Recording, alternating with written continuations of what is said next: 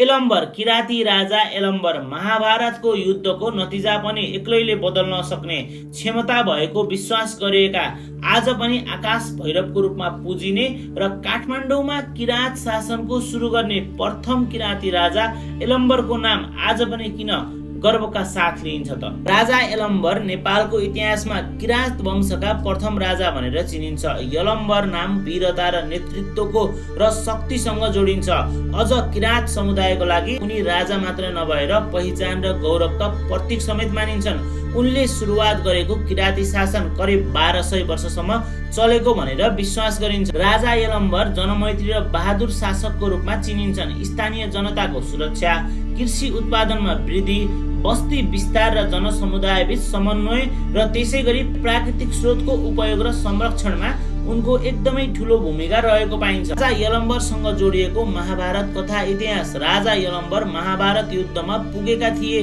र उनको शक्ति यति असाधारण थियो कि उनको शक्तिले नै युद्धको सन्तुलन बिग्रिन सक्ने डरले भगवान कृष्णले उनलाई रोकेको भन्ने कथा पनि सुन्न पाइन्छ।